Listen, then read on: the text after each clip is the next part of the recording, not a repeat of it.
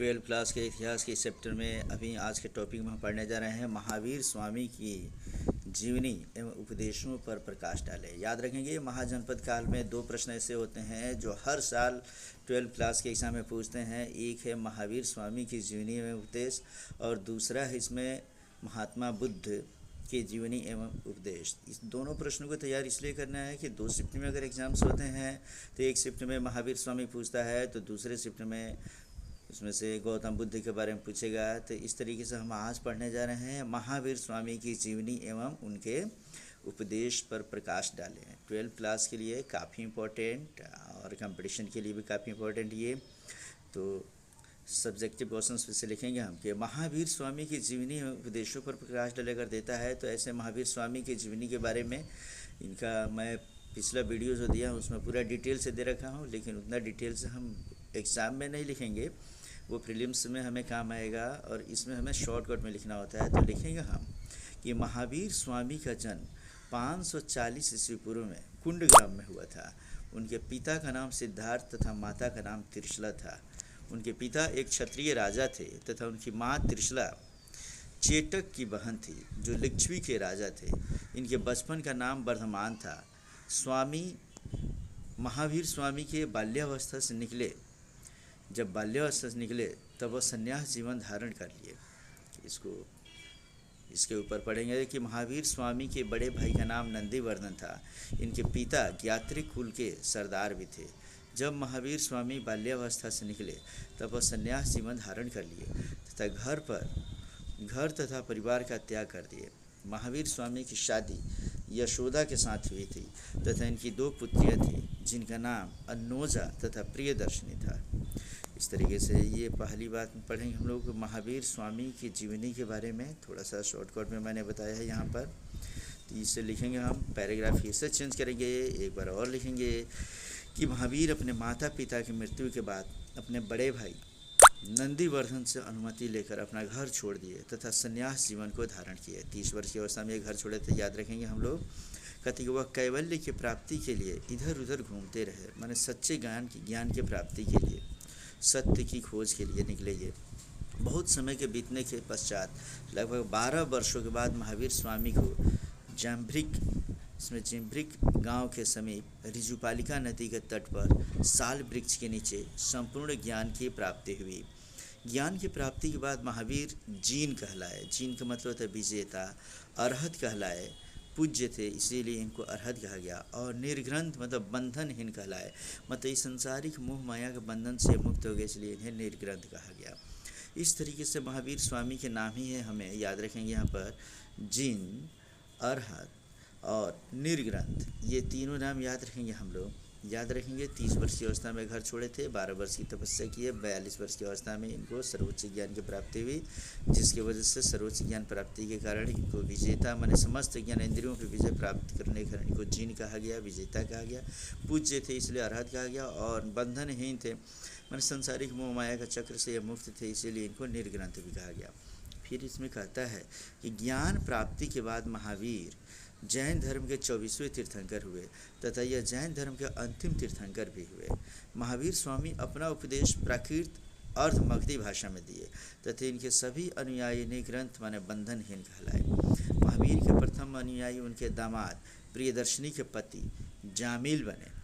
उन्होंने अपने शिष्यों को 11 गणधरों में विभाजित किया। इनकी मृत्यु 72 वर्ष की अवस्था में 468 ईस्वी पूर्व में पावापुरी राजगीर में हो गई। इनका प्रतीक चिन्ह सिंह था और महावीर स्वामी पुनर्जन्म कर्मवाद में विश्वास करते थे। कुल मिलाकर ये इनकी जीवनी है। इनकी जीवनी को ठीक तरीके से एक बार, 2 बार, 3 बार देखेंगे, इसमें कुछ समझाने वाली बातें नहीं हैं, फिर भी ये टोटल डिटेल याद होना चाहिए। फिर पैराग्राफ चेंज करेंगे और पैराग्राफ चेंज करके यहाँ से लिखना शुरू करेंगे कि महावीर स्वामी के मृत्यु के बाद इनके 2 महत्वपूर्ण शिष्य हुए, स्थूलभद्र तथा भद्रबाहु। इनकी मृत्यु के बाद जैन धर्म के 2 संगीति हुई तथा मगध में 12 वर्षों का अकाल पड़ा और भद्रबाहु अपने शिष्यों को लेकर कर्नाटक चले गए, परंतु स्थूलभद्र मगध में ही रुके रहे। जब 10 वर्षों के बाद, ये थोड़ा सा याद रखेंगे कि महावीर स्वामी की मृत्यु जब हुई तो मृत्यु के बाद ये हुआ कि आखिर इसको किस तरीके से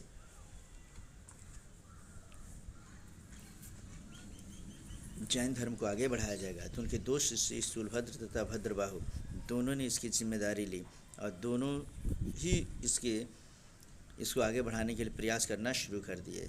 और उसके बाद जैन धर्म की मृत्यु के बाद जो जैन धर्म की दो संगीतियाँ हुई और तथा मगध में 12 वर्ष का जब अकाल पड़ा, तो अपने काल के समय भद्रबाहु नामक शिष्य उनके अपने कुछ शिष्यों को लेकर ये साउथ में चले गए, कर्नाटक चले गए, परंतु स्थूलभद्र मगध में ही रुक गए। जब 12 वर्षों के बाद कहानी भद्रबाहु मगध वापस लौटे, तो मगध के साधुओं के साथ उनका गहरा मतभेद हो गया तथा जैन धर्म दो भागों में बंट गया।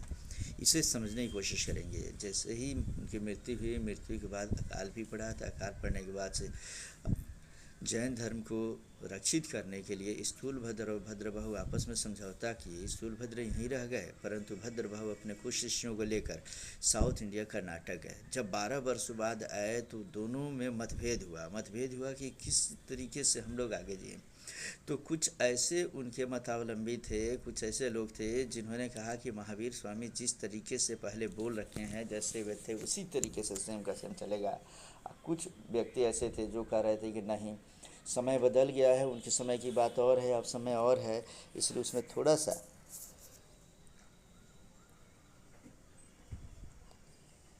सा परिवर्तन करके तब हम लोग इस धर्म को आगे बढ़ा सकते हैं। इस तरीके से जो मतभेद हुआ, तो मतभेद के कारण यह दो गुटों में बढ़ गया, दो ग्रुप में, जिसे हम कहते हैं श्वेतांबर तथा दिगंबर।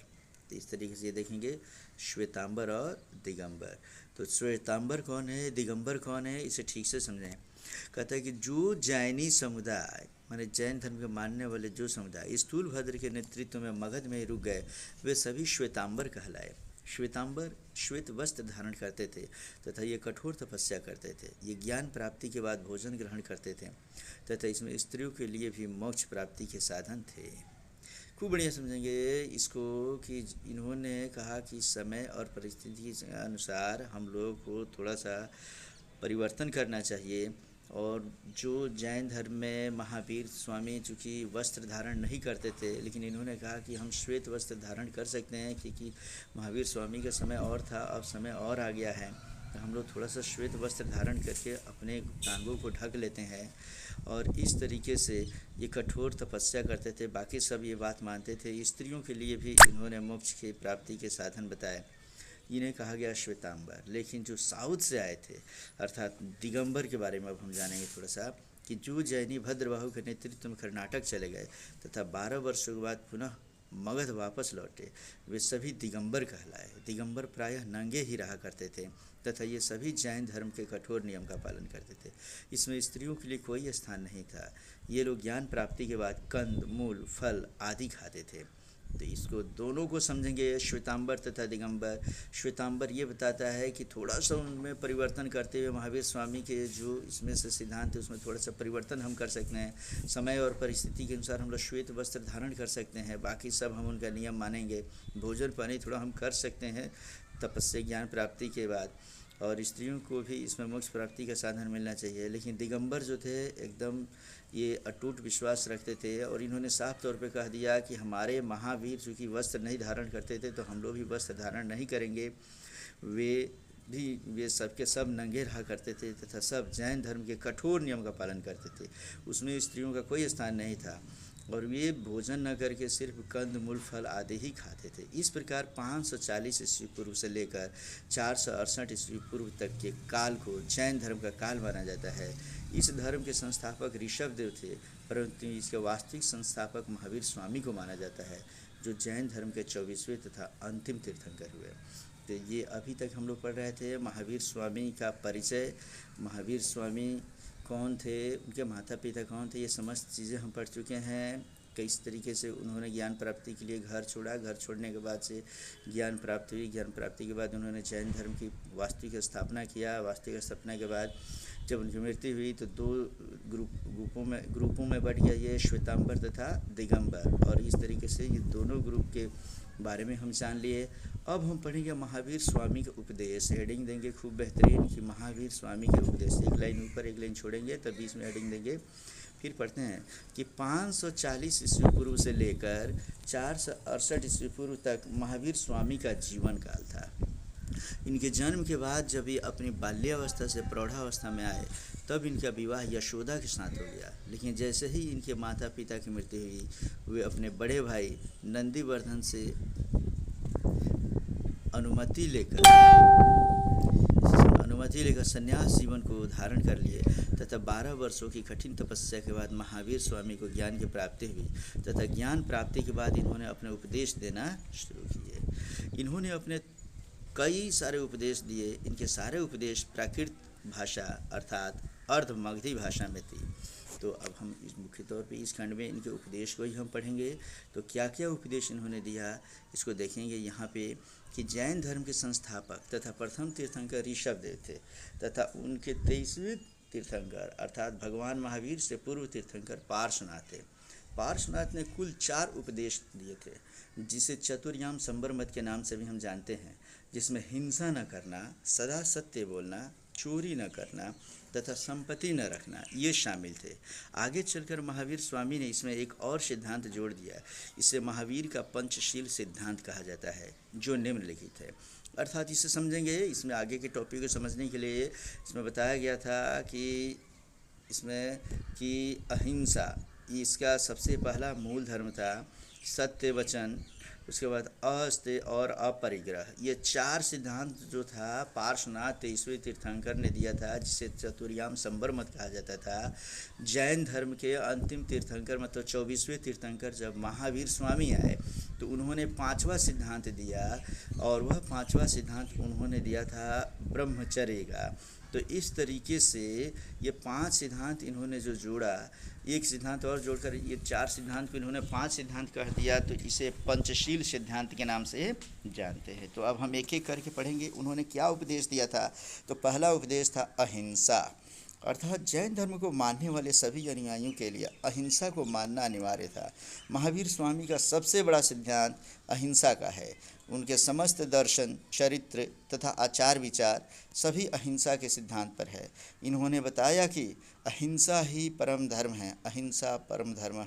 तो इस तरीके से अहिंसा ही परम धर्म इन्होंने बताया। अहिंसा ही परम ब्रह्म है, अहिंसा ही सुख शांति देने वाली है, यह मनुष्य का सच्चा कर्म है।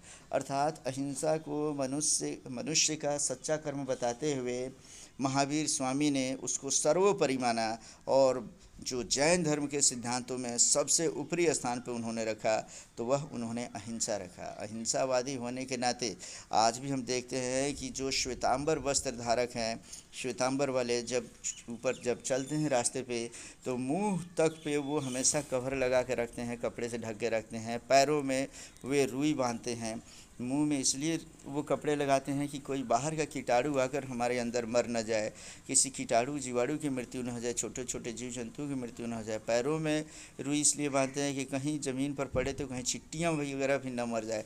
अर्थात हिंसा को हर तरीके से रोकने का काम और हिंसा का विरोध करने का काम जैन धर्म ने किया था। तो अहिंसा को परम धर्म मानते हुए, उसे ही परम ब्रह्म मानते हुए, अहिंसा को ही सुख शांति देने वाला मानते हुए मनुष्य का सच्चा कर्म महावीर स्वामी ने बताया।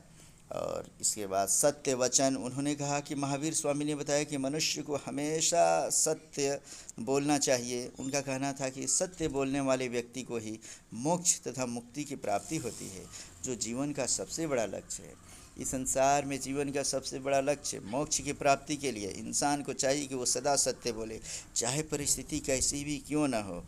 सत्य वचन बोलने को सर्वोपरि मानने वालों में से महावीर स्वामी हैं।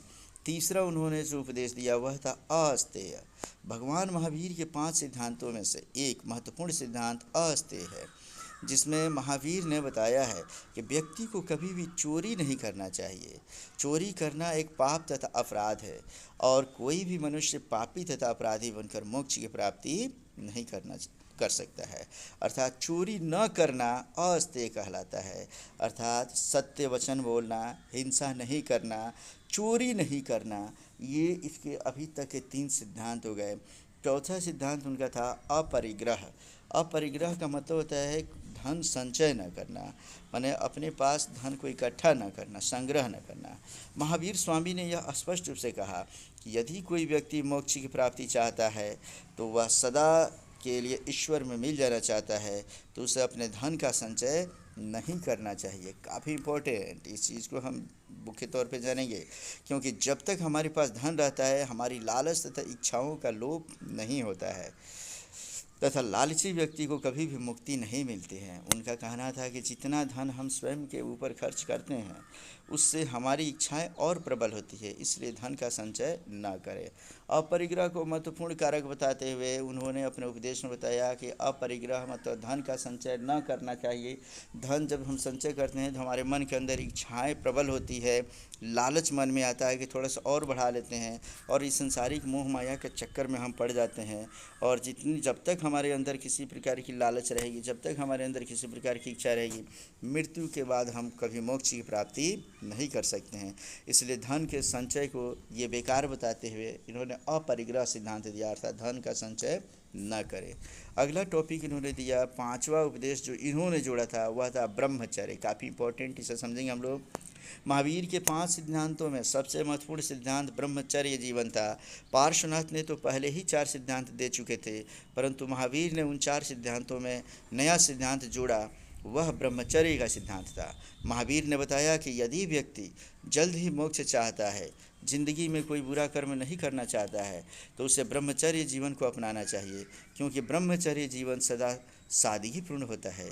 इससे हमारे समस्त इच्छाओं पर रोक लग जाता है तथा हम कोई बुरा कर्म नहीं करते हैं। काफ़ी इम्पोर्टेंट, इसे समझेंगे हम लोग कि ब्रह्मचर्य का पालन करने के लिए, समस्त इच्छाओं पर रोक लगाने के लिए, अपने आप को ब्रह्मचर्य का पालन करने के लिए इसमें से महावीर स्वामी ने भी ज़्यादा जोड़ दिया है। और उन्हें साफ तौर पर कहा है कि यदि मोक्ष चाहिए तो वो चारों आर्य सत्य जो ऊपर बताए गए हैं वे चारों तो ठीक है ही, लेकिन अगर ब्रह्मचर्य का पालन व्यक्ति करता है तो हमें ज़्यादा दिन नहीं लगना चाहिए, हमें बड़ी जल्द हमें मोक्ष की प्राप्ति होती है।